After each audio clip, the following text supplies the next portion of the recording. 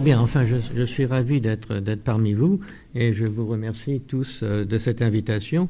Et je voulais simplement dire au début, pas en réponse à cette question que je ne vais pas oublier, que dans le livre Aller-retour, quand je parle de mon premier retour vers la France après que notre exil en 1941. Et en 1949, je suis retourné sur un petit bateau qui transportait du charbon du plan Marshall. Je ne sais pas si dans cette salle on sait encore ce que c'était. C'était l'aide américaine à l'Europe d'après-guerre. Et on était supposé atterrir à Brest.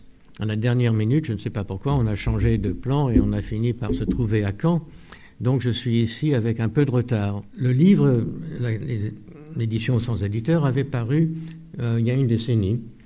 Et je parlais de la concentration de l'édition aux États-Unis et en Angleterre. Les deux pays avaient une évolution très semblable, à tel point qu'en Amérique, 80% des livres venaient des 5 plus grands groupes et qu'on changeait, j'en parlerai un peu plus tard, énormément les catalogues à cause de ça. Et à l'époque, tout le monde me disait « Ah, vous êtes beaucoup trop pessimiste ». Oui, c'est terrible ce qui se passe en Amérique, mais ça n'aura jamais lieu ici en Europe. Et en France en particulier, tout le monde me disait, oui, il y a 2 grands groupes à l'époque, Vivendi et Hachette, qui contrôlent 2/3 de l'édition française, mais il y a des garde-fous très importants. Nous avons 4 grandes maisons indépendantes, Gallimard, Le Seuil, Flammarion, Albin Michel. Il y a un petit groupe d'éditeurs indépendants moins important, mais n'empêche qu'ils ont une production intellectuelle très valable. La concentration dont vous parlez en Amérique n'est pas possible ici. Et maintenant, quand je rencontre des gens, ils me disent « Mais pourquoi étiez-vous si optimiste ? Comment est-ce que vous n'avez pas pu voir ce qui allait se passer ?» Et ils ont raison, parce que je croyais, comme tout le monde d'autre, que le soi-disant système français, était suffisamment fort. Et depuis, naturellement, ce qui s'est passé en France va tout à fait au-delà de ce qui s'est passé dans les pays anglo-saxons, sauf qu'on n'en parle pas en France. Et ça, c'est une des aspects les plus curieux, c'est le manque de débat sur ce qui se passe en France, la monopolisation, la globalisation, non seulement de l'édition, mais de tous les médias. Et je vous donne un exemple dont je parle dans Le contrôle de la parole, parce que c'était écrit à l'époque où l'Élysée avait proposé à Hachette d'acheter Vivendi. Vous vous souvenez que Vivendi, c'est l'ex-compagnie Suez qui faisait des égouts et de l'eau et qui avait décidé de faire des choses un peu plus amusantes. Donc le chef de la boîte a décidé de devenir un grand congloméré du cinéma, des médias. Et il a commencé à acheter un peu partout des énormes boîtes. Et comme résultat, dans 1 ou 2 ans de cette activité, la compagnie était au bord de la faillite. Pour vous donner un exemple, il avait acheté en Amérique une des grandes maisons scolaires qui n'avait rien à faire du tout avec le reste du groupe.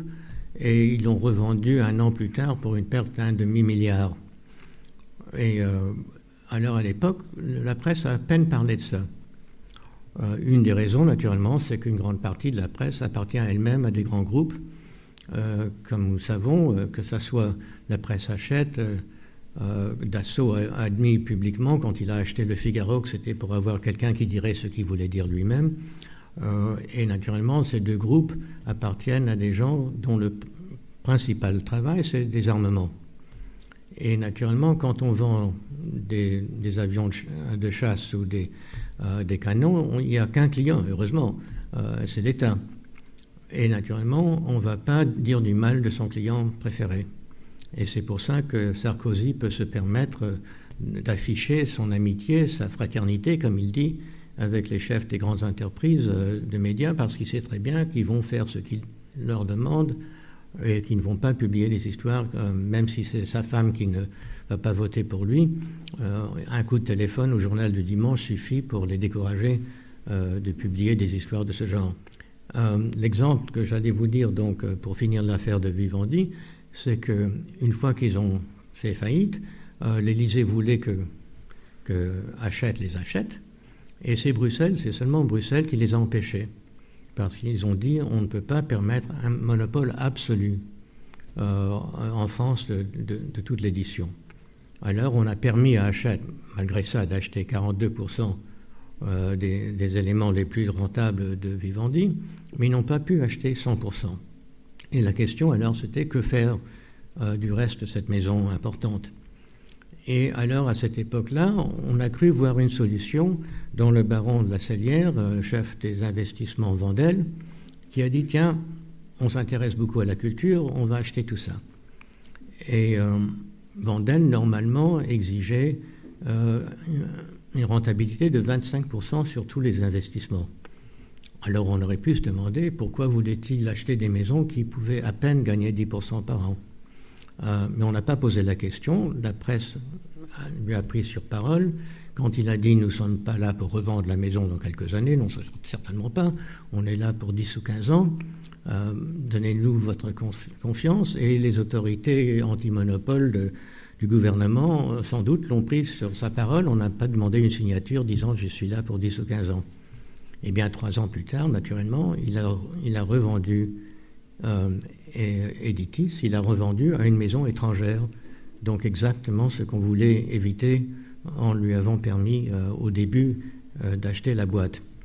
Et plus intéressant, c'est qu'ils l'ont vendu avec un profit de 300% sur 3 ans, qui n'est pas mal, même pour Wendel, qui était assez étonnant, mais quand on fait des LBO, des trucs comme ça, c'est la boîte qu'on achète qui prend la dette de toute l'affaire. L'essentiel pour Wendel, c'était de montrer que la maison serait rentable. Et la minute qu'ils ont atteint 11,9% de rentabilité, ils ont pu le vendre. Ils ont pu le vendre à quelqu'un d'autre, le groupe Planeta, même si les conditions qui avaient permis cette rentabilité étaient tout à fait éphémères. Je ne vais pas en parler en détail, mais ils ont roulé Planeta en leur montrant une maison qui semblait beaucoup plus rentable qu'elle ne l'était. Donc Wendel n'a dû qu'investir seulement 350 millions à peu près. Ils ont vendu le tout pour 1 milliard. Donc ils ont fait 300% dans 3 ans. Ça montre donc que l'édition peut encore être très rentable, mais pas en publiant des livres, naturellement. Ça, c'est beaucoup trop vieux jeu. Il faut acheter des maisons et les revendre aussi vite que possible, d'une manière aussi osée que possible. Et nous avons maintenant une situation en France où donc un tiers de l'édition française est entre les mains d'un des grands monopoles espagnols, le groupe Planeta, et naturellement personne ne sait ce qui va se passer. Parce qu'il n'y a aucune garantie. Ils peuvent demain, s'ils veulent, fermer la découverte, ils peuvent fermer Lafon, ils peuvent faire ce qu'ils veulent. Il n'y a aucune condition sur des ventes de ce genre. Et c'est comme si les lois contre les monopoles n'existaient pas en France, et à vrai dire, ils n'existent pas. Le problème de base, comme je dis dans l'édition sans éditeur, c'est que les grands groupes sont des grands groupes parce qu'ils gagnent pas mal d'argent. Ils ont des réseaux de télé pour la plupart, ils ont des journaux, ils ont beaucoup de médias qui vivent de la publicité, et donc il y a un taux de rentabilité beaucoup plus élevé que l'édition. Il y a quelques années, Le Monde a fait une étude de la rentabilité des grandes maisons françaises. C'était autour de 3%, 3-4%. Gallimard ne faisait, je crois, qu'à 1% à l'époque. Donc, si vous avez un compte en banque à la Poste, vous gagnez plus que si vous avez une maison d'édition. Mais n'empêche que Gaston Gallimard n'a pas fini dans la pauvreté. On pouvait s'en tirer d'une manière ou d'une autre. Et c'était entendu, quand on devenait éditeur, c'était ça qu'on voulait faire. On ne voulait pas nécessairement perdre de l'argent chaque année, ça, c'était pas la question. Mais on voulait pouvoir encore publier les livres qui vous plaisaient, qui vous semblaient importants, et d'assurer leur pérennité en gagnant de l'argent avec les quelques livres, et c'était seulement quelques livres, qui se vendaient très bien. Quand je dirigeais pour une trentaine d'années les éditions Panthéon à New York, qui faisaient une partie d'un grand groupe, si on était propriétaire de journaux, on gagnait 26% par an à cause de la publicité. Alors quand le groupe Random House a été acheté par le groupe Newhouse qui se spécialisait dans la presse, dans Vogue, dans des journaux, etc., leur logique disait très simplement, mais si on gagne tellement d'argent dans les autres endroits, il faudrait gagner autant chez vous. Et c'était ça la logique aussi en France, avec le groupe Hachette, avec Editis, etc. Et on commençait à demander une rentabilité, sinon de 26%, au moins de 11 ou 12 ou préférablement 15% par an. Et aussi un taux de croissance de 10%. Donc ce problème s'est posé pour nous d'une manière assez dramatique à Panthéon, parce que bien qu'on était rentable, on était certainement en publiant Sartre et Foucault et Duras et des gens comme ça, on n'allait pas gagner 15% par an. On gagnait assez pour équilibrer, mais c'était impossible de gagner autant d'argent.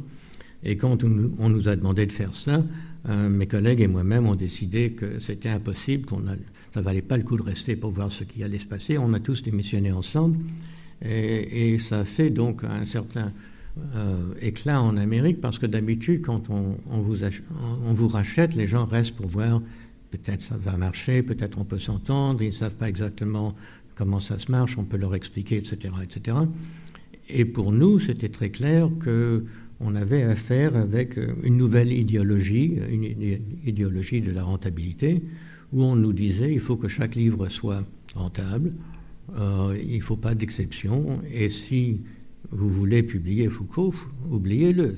Et c'était ça que j'appelle la censure du marché, parce qu'on établissait dans les grandes boîtes, comme on le fait en France actuellement, un système de contrôle où les gestionnaires, les jeunes gens qui viennent de HEC, etc., demandent d'avance, avant qu'on puisse accepter un livre, quelle est la rentabilité que vous prévoyez. Et c'était même pas simplement une question de rentabilité, mais c'était aussi une question de temps. Et ça, c'est là l'histoire d'Éric Hazan, qui avait hérité de son père une très belle maison de livres d'art, Hazan. Mais dans le livre d'art, on fait un investissement naturellement très important pour avoir toute l'iconographie, etc. On ne peut pas gagner l'argent qu'on a investi dans un an. Il faut 2 ou 3 ans, au minimum. Et c'était une maison qui était très rentable, mais on voulait, les gens d'Hachette lui disaient, mais on ne peut pas travailler comme ça, il faut que l'argent soit retrouvé dans la première année. Éric a donc décidé qu'il ne pouvait pas travailler dans des conditions semblables, et il a pris une partie de l'argent qu'on lui avait payé pour l'achat de la maison, et il a commencé la fabrique il y a une dizaine d'années. Il faut dire que depuis, il ne s'est pas payé un centime lui-même, parce que les petites maisons, c'est très bien de les avoir, mais c'est très très difficile de même pouvoir payer le personnel.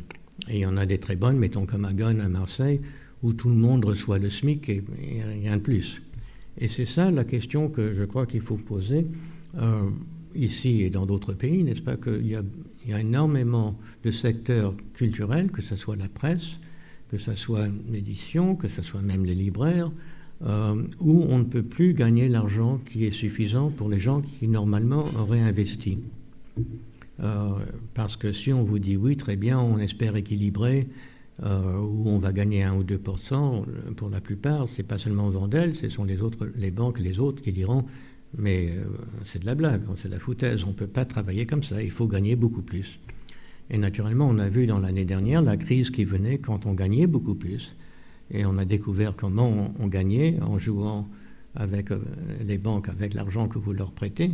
Et on a fini par avoir une crise énorme parce que naturellement, ce système ne pouvait pas marcher pour toujours.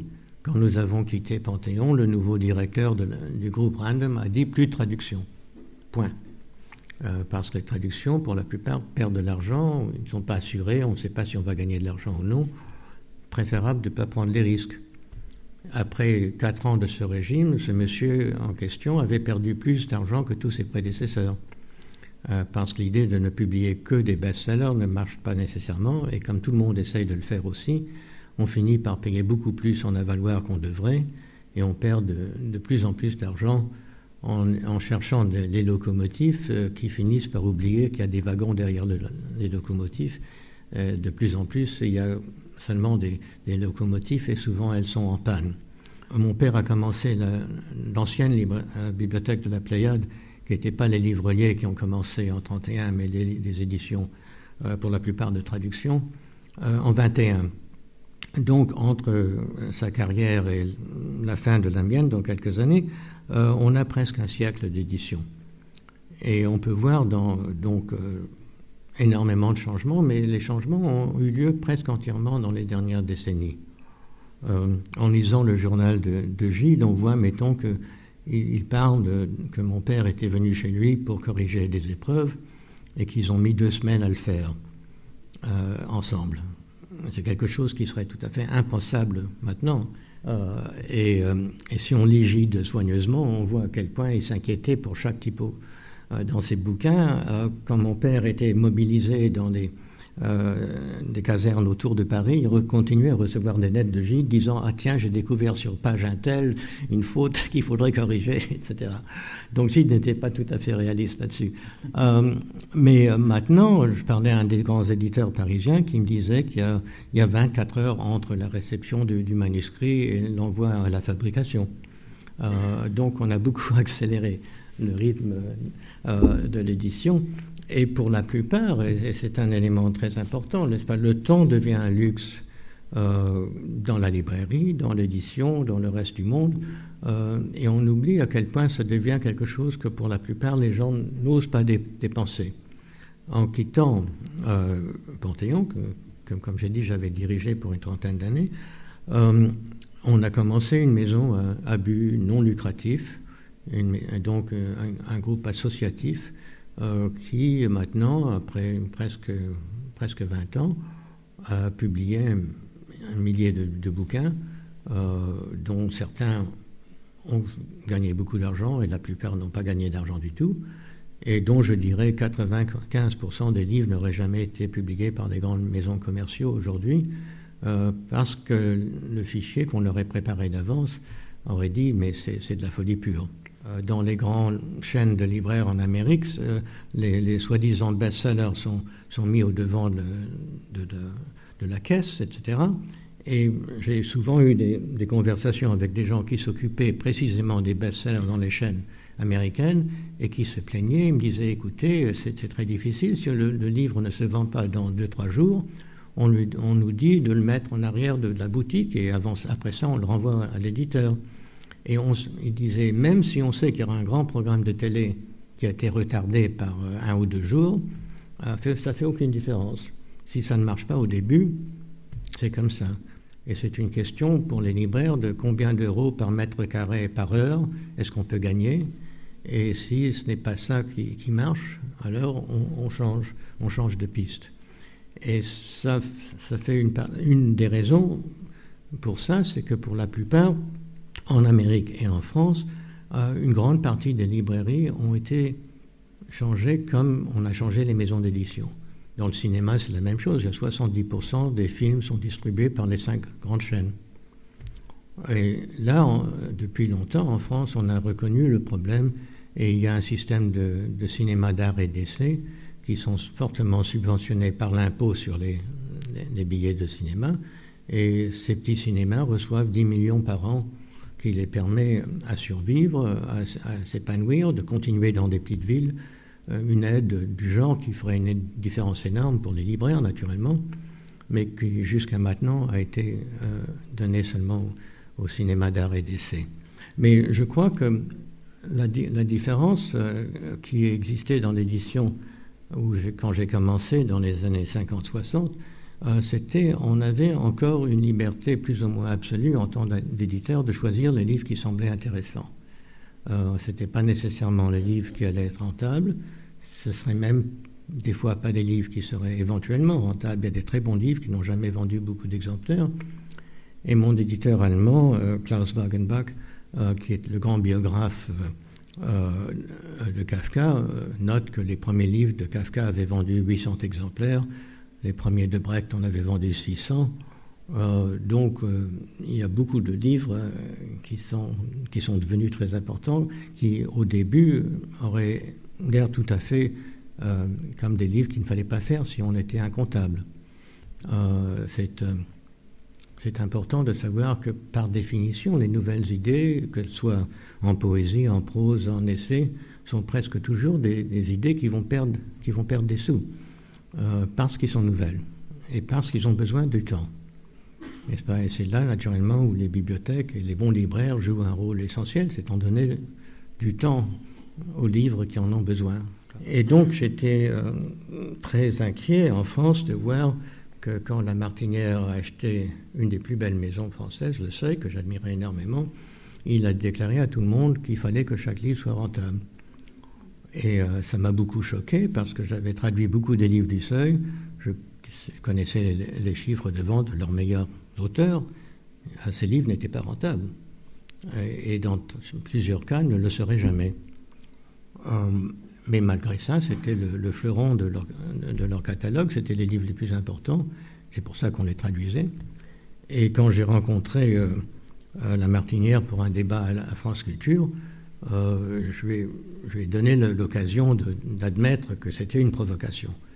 Alors je lui ai dit, vous dites ça pour emmerder vos collègues à Saint-Germain que vous n'aimez pas parce qu'ils ne font pas des livres avec des images, mais vous n'êtes vraiment pas déterminé que chacun de vos livres va être rentable. Et il m'a dit, non, au contraire, j'exige que ça soit le cas, et nous n'allons plus publier des livres qui ne sont pas rentables. Et le résultat au Seuil, avec beaucoup de gens que j'admire beaucoup, c'est que c'est devenu de plus en plus difficile pour eux de faire leur métier d'éditeur, parce que avec des conditions de ce genre, c'est quasiment impossible.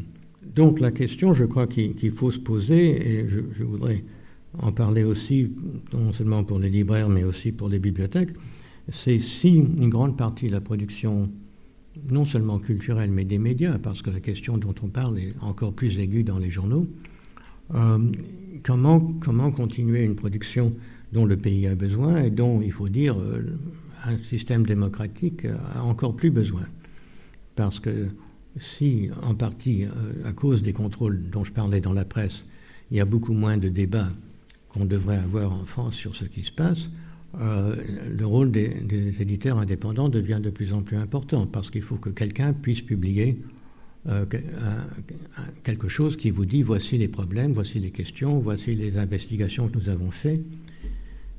Là, je ne sais pas si vous avez suivi la carrière d'un journal qui s'appelle, enfin un journal entre guillemets, qui s'appelle 21. C'est vraiment un livre qui paraît chaque 4 mois chez les éditions d'Arène. C'était commencé par Patrick de Saint-Exupéry, qui était grand reporter chez Figaro, et qui m'avait dit il y a quelques années, écoutez, le Figaro m'a envoyé en Pakistan pour faire un reportage sur les madrasas, donc sujet important. On lui a donné une semaine au Pakistan, on a payé le billet d'aller-retour, etc. Et une fois de retour, on lui a demandé 5 feuillets. Alors il a dit, c'est comme ça, on peut plus être journaliste, n'est-ce pas ? C'est impossible de voir un problème aussi complexe de ceci et de parler comme si c'était 2 minutes à la radio.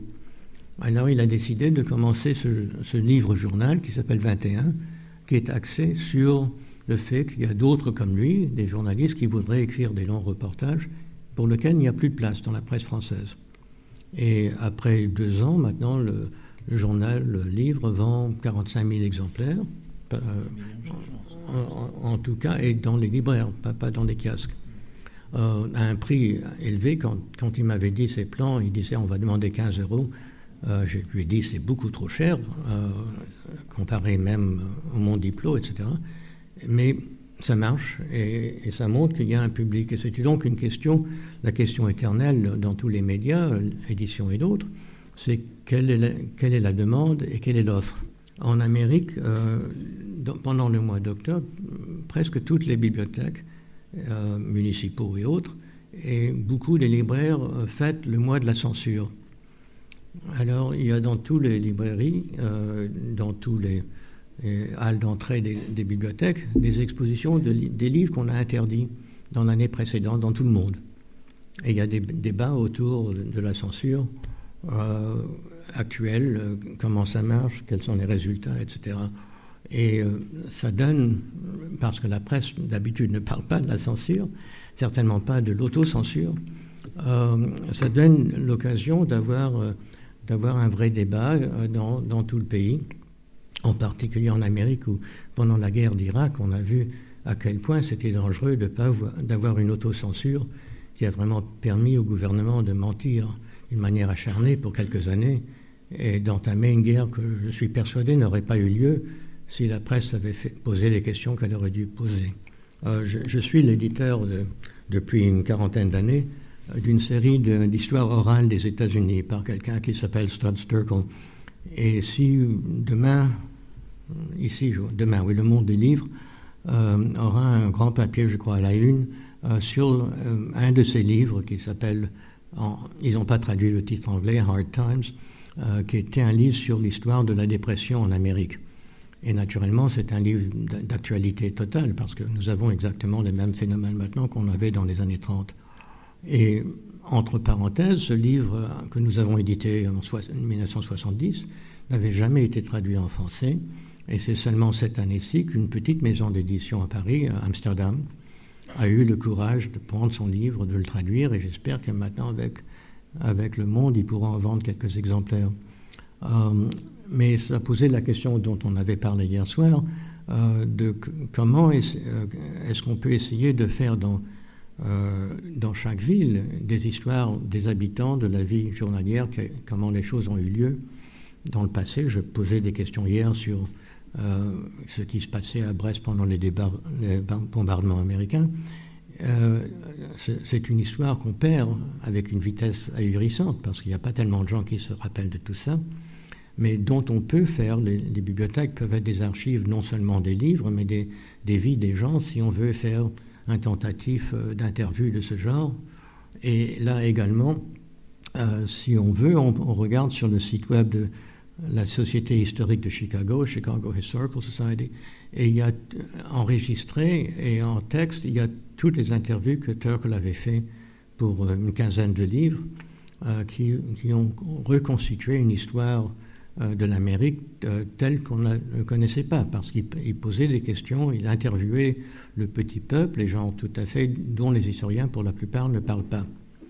Enfin, il y a des gens comme Dos Passos qui essayaient de le faire dans les années 30-40, mais dans ce cas-ci, les voix des gens eux-mêmes font un supplément, je ne dis pas que c'est un alternatif, mais un supplément vraiment essentiel sur la littérature d'un pays quelconque. On s'inquiète beaucoup de la disparition des fauves et des papillons dans des autres pays, et je ne suis pas contre ça, mais je crois qu'on devrait aussi s'inquiéter un petit peu de la disparition de son propre passé. Mais il y a l'autre élément que, malgré tout, les maisons d'édition représentent pour la plupart une couche sociale assez restreinte. Je crois, dans toutes mes années de visite dans des éditeurs à Paris, je n'ai jamais rencontré quelqu'un qui n'était pas bourgeois et blanc. En Amérique, on commence à avoir un petit nombre de Noirs, d'Asiatiques dans les maisons d'édition, mais c'est encore rarissime. En France. Et des gens qui viennent des couches ouvrières également, je ne sais pas si vous en avez trouvé, mais moi non. Donc, il y a donc un certain préjugé qui n'est pas connu tel que, mais qui consiste à dire on publie pour des gens qui ont les mêmes goûts que nous, n'est-ce pas? Et on ne se pose pas la question, y a-t-il des gens qui pourraient lire des livres, mais qui ne nous ressemblent pas? Donc, quand on a commencé la New Press, la maison à but non lucratif dont je parlais, une des questions qu'on s'est demandé dans l'année de préparation, c'était quels sont les publics que personne n'essaye d'atteindre. Et une des choses, mettons, c'est pas dramatique, mais mettons, en Amérique, les Noirs achètent plus de livres que des Blancs. C'est assez curieux. Mais pour la plupart, quand on publie des bouquins pour eux, c'est des livres sur les vedettes noires, sur les grands sportifs noirs, des choses comme ça. Et c'est pas du tout, pour la plupart, des livres sérieux qui ont à faire avec leur histoire ou leur intérêt. Alors on a décidé d'essayer plusieurs choses. Je donnerai deux exemples. Mettons, on disait que les Noirs n'achètent certainement pas des livres d'art. Alors on a essayé de faire plusieurs livres de photos, des photographes noirs en Amérique ou des photos d'art africaines, des choses comme ça, à bas prix pour voir si ça marcherait. Et on a découvert très vite qu'on épuisait des tirages dans les quelques mois. On était très surpris. L'autre chose qu'on a fait, ça c'est une question en retournant vers les bibliothèques, c'était de faire des collections, des documents sur l'histoire de l'esclavage et des esclaves libérés. Et il y a eu des textes remarquables. J'ai découvert, mettons, dans notre BNF, dans la bibliothèque du Congrès, qu'il y avait des interviews qu'on avait fait dans les années 30 avec des anciens esclaves et qu'on n'avait jamais diffusé ça. Alors on a fait ça en cassette avec des livres, on a pu mettre ça à la radio et on a vu qu'il y avait un public très important, naturellement, qui découvrait comme ça des voix de leurs ancêtres dont ils ne savaient même pas l'existence. Alors on découvrait que des gens auxquels on n'aurait jamais cru qu'on allait prêter un livre de documents de l'histoire des esclaves tels qu'eux, il y avait un public là. L'autre exemple dont Bénédicte parle, c'est un livre que nous avions décidé de faire sur les manuels d'histoire les plus utilisés dans les lycées américains. Et il y avait un jeune professeur qui voulait montrer à quel point ces bouquins se trompaient. Et on a donné au livre le titre alléchant des mensonges de mon prof d'histoire. Et on a publié un grand bouquin qui examinait les 12 manuels. Et notre service commercial, qui était très, très bienveillant, très gentil, mais nous a dit, écoutez, ça c'est un livre qui pourra se vendre à quelques profs d'histoire, mais si vous en faites 5000 exemplaires, vous avez pour 10 ans. Et on vient de dépasser le million d'exemplaires. Parce qu'il y avait naturellement beaucoup plus de gens qui s'intéressent à ce qu'on enseigne aux gosses, ou les gosses qui voulaient sembler avoir l'air plus calés que le prof en classe. Enfin, il y avait toutes sortes de publics différents. Mais ça montrait aussi avec quelle facilité on peut sous-estimer les gens. Mais je crois que la question qu'on peut poser aussi, c'est à quel point y a-t-il des institutions, que ce soit des libraires ou que ce soit des bibliothèques, qui peuvent jouer un rôle qui essaie un peu de combler les lacunes qu'on trouve dans le privé, qu'on trouve dans les médias tels qu'ils existent. Et là, j'essaie de parler de tous les médias, de tous les systèmes, non seulement dans la chaîne du livre, comme on aime dire, mais dans les autres médias. Et certainement, une partie importante, c'est comment payer pour les journaux quand il y a moins en moins de pubs et moins en moins de lecteurs. Comment maintenir un dispositif de gens qui vont chercher à vous dire ce qui se passe vraiment et vous l'expliquer. Et on dit toujours, oui, l'Internet c'est une solution, mais l'Internet est quelque chose qui est médiophage, si on peut le dire, n'est-ce pas, qui vit du travail des autres. S'il n'y avait pas les journaux, les reportages, Google ne saurait pas quoi mettre dans sa première page. Et donc, je crois qu'une des questions à poser, c'est à quel point, si Google a pu avoir 5 milliards de bénéfices l'année dernière, à quel point est-ce qu'on devrait leur demander de repayer aux journalistes et aux journaux une partie de ce qu'ils utilisent. Et je crois dans tous ces aspects, il y a des solutions qui sont relativement simples et possibles. Mais il faut se poser la question, il faut se dire qu'est-ce qui se passe dans un pays où de plus en plus les industries ne sont pas rentables. Et on peut poser la question aussi bien pour Renault qu'on peut pour un éditeur, n'est-ce pas, que si on va délocaliser une grande partie de la production française, est-ce que ça veut dire qu'il faut fermer toutes les usines ou est-ce qu'il faut commencer à penser d'autres moyens? Donc, une fois qu'on a accepté la logique de la globalisation, et ça veut dire la logique où une grande partie des médias français n'appartiennent plus aux Français, quelles sont les alternatives? Comment est-ce qu'on peut maintenir une production quelconque? Je parle maintenant seulement de la production culturelle, mais au niveau national et régional. Il y a deux aspects dont on peut parler brièvement. Le premier, c'est que chaque fois qu'il y a une nouvelle innovation technologique, tout le monde est assuré que c'est la solution de tous les problèmes. Et il y a quelques années, c'était l'idée qu'il y aurait dans chaque librairie une imprimante qui vous donnerait un livre que vous vouliez et qui n'était pas disponible. Je ne sais pas si vous vous souvenez de ça, mais c'était la solution dont beaucoup de gens parlaient, et naturellement, ça n'a pas duré plus que quelques mois. Je ne dis pas que le livre électronique va disparaître du tout, mais je crois qu'il y a deux problèmes. En premier, le plus important, c'est qu'il y a une bataille actuelle entre les gens qui contrôlent la distribution, donc les 2 ou 3 grandes boîtes, Amazon, Google et d'autres, et tout le monde autre.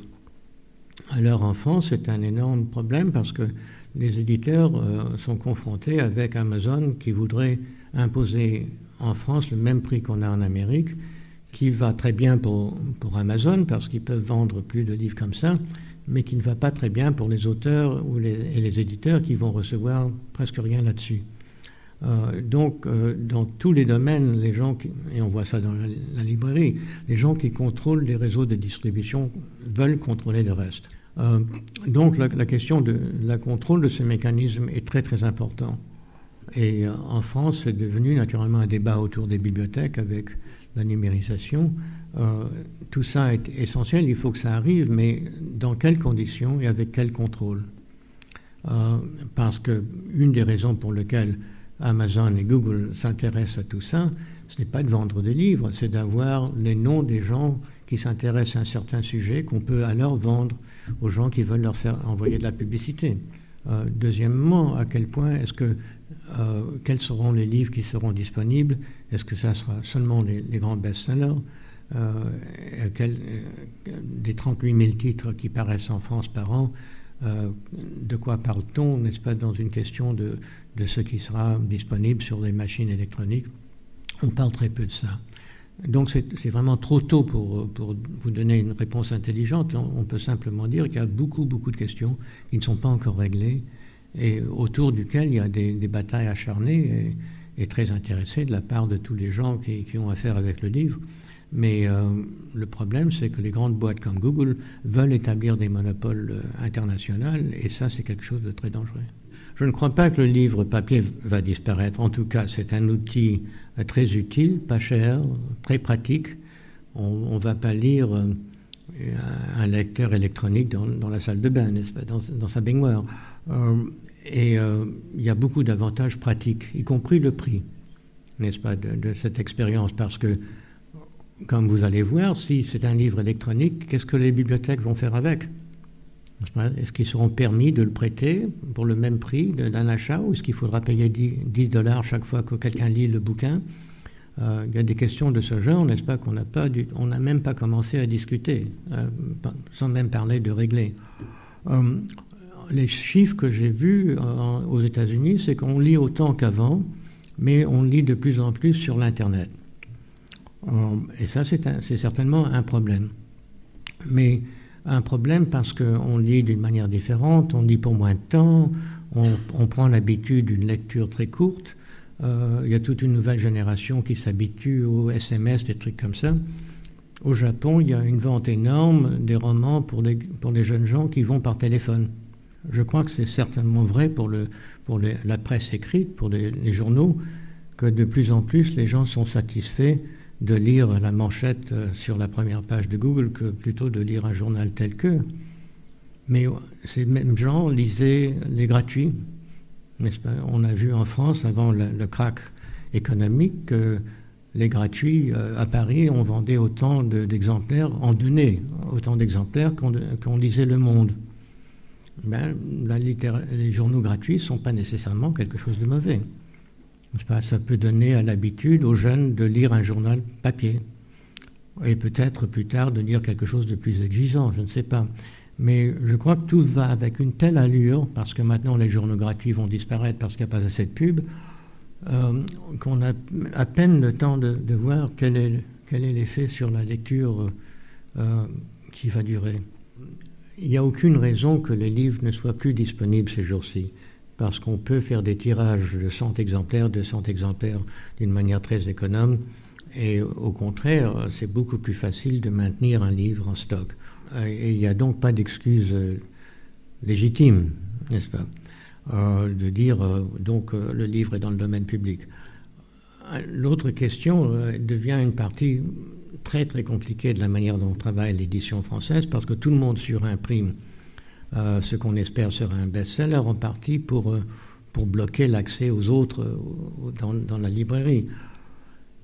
Mais c'est aussi pour l'édition française une manière de nourrir la trésorerie, parce qu'on vous paye avant de renvoyer les livres. Il y a beaucoup d'éditeurs qui vivent du fait qu'ils peuvent recevoir par l'office l'argent pour imprimer le livre prochain.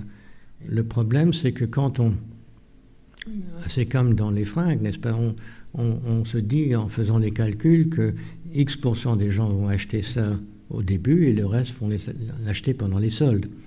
Et on met le prix qu'il faut pour justifier les pourcentages en question. Je crois que beaucoup de gens savent que si on fait 100 000 exemplaires et si on vend 60 000, on a déjà calculé la vente des 60 000. Et il y a aussi le fait, mettons en Angleterre, les livres ont augmenté de prix énormément depuis la fin de la loi Langue, parce que tout le monde met des remises artificielles. Donc au lieu de demander 15 livres pour un bouquin, on vous dit que c'est un livre de 20 livres, mais on vous l'offre à 15.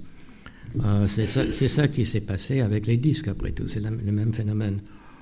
Donc il y a aussi la question de comment est-ce qu'on calcule, qu'est-ce qu'on devrait vendre et à quel point est-ce qu'on prend des risques de ce genre, parce que on ne sait pas ce qu'on va vendre. Les derniers grands best-sellers de Gallimard étaient des livres auxquels on n'attendait pas du tout une vente importante, que ce soit les Hérissons ou le Littel. Les premiers tirages étaient 2-3% de ce qu'on a vendu. En France, le nombre de livres vendus ne baisse pas beaucoup. Donc c'est encourageant. Mais à quel point c'est parce qu'on a chaque année un Harry Potter qui a changé la totalité, je ne sais pas. Ça, c'est difficile à dire. Le chiffre que j'ai découvert hier soir, que vous connaissez peut-être même pas, mais qui est amusant, c'est que Dialogue, chaque année maintenant, qui est avec une grande réussite, vend 1 million d'exemplaires de livres, et la bibliothèque de Brest prête 1 million de livres. Alors, quelle est la relation entre ces deux ? Est-ce qu'ils sont du tout les mêmes clients ? Tout ça, on ne le sait pas, mais c'est intéressant de voir quel est le public de lecteurs potentiels. Et c'est un très bon microcosme ici de voir qui sont ces gens et que lisent-ils. Et merci à vous, vous êtes un très bon public. Merci.